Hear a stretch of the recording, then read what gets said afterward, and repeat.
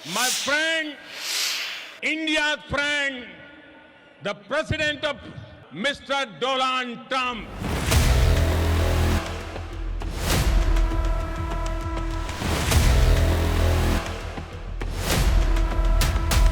নরেন্দ্র মোদীর সঙ্গে ফোন আলাপের পর ভারত ও যুক্তরাষ্ট্রের মধ্যে খুব ভালো সম্পর্ক থাকার কথা জানিয়েছে ডোনাল্ড ট্রাম্প। তবে এই বার্তা দেওয়ার পরপরই আবার ভিন্ন সুরে কথা বলছেন মার্কিন প্রেসিডেন্ট। যারা যুক্তরাষ্ট্রের ক্ষতি করবে তাদের উপর বড় ধরনের শুল্ক চাপানো হবে বলেও হুঁশিয়ারি দিয়েছেন ডোনাল্ড ট্রাম্প। মার্কিন প্রেসিডেন্টের মতে ভারত ও চীনের মতো দেশগুলো বিপুল পরিমাণে আমদানি শুল্ক মার্কিন পণ্যে চাপায়। এবার সেই পথেই হাঁটবে যুক্তরাষ্ট্রও, কারণ দেশের স্বার্থকেই সবচেয়ে বেশি প্রাধান্য দেবে তার প্রশাসন। উল্লেখ্য, সোমবার ২৭ জানুয়ারি ভারতের প্রধানমন্ত্রী নরেন্দ্র মোদীর সঙ্গে ফোনে কথা বলেন ডোনাল্ড ট্রাম্প। এরপর মঙ্গলবার ২৮ জানুয়ারি দলীয় এক অনুষ্ঠানে শুল্ক ইস্যুতে এসব কথা শোনা যায় মার্কিন প্রেসিডেন্টের মুখে। ফ্লোরিডার দলের এক সমাবেশে যোগ দিয়েছেন রিপাবলিকান এই নেতা।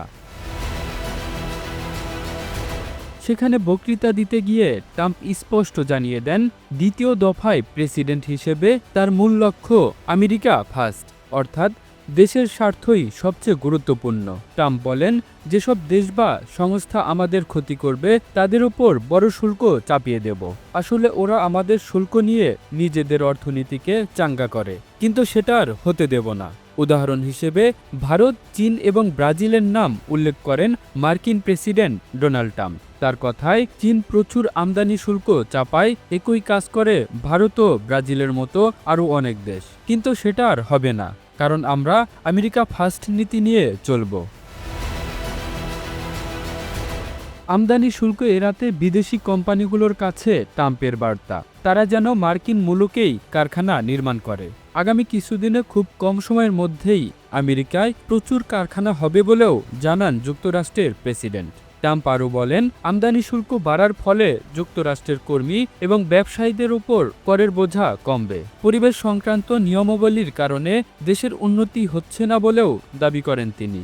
যুক্তরাষ্ট্র আরও ধনী এবং শক্তিশালী হয়ে উঠবে বলে আশাবাদী ট্রাম্প। উল্লেখ্য, এর আগে ব্রিক্স সদস্যদের উপর বড় ধরনের শুল্ক বাড়ানোর ইঙ্গিত দিয়েছিলেন মার্কিন প্রেসিডেন্ট, তবে তা নিয়ে সরকারি কোনো সিদ্ধান্ত নেওয়া হয়নি। কামরুল ইসলাম, এই ধরা, ইন্টারন্যাশনাল ডেস্ক।